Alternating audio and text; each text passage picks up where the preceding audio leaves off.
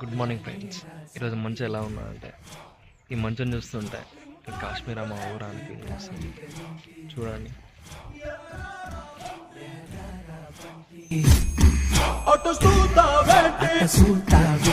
తెల్లారగానే పల్లె తుళ్ళి తుళ్ళి పడుతుంది. మా వీళ్ళతోటి తోరణాలను కడుతుంది. పరుగున రారండి, పండగ చేయండి. పరుగున రారండి, పండగ చేయండి. సరదా మొదలండి సంక్రాంతి.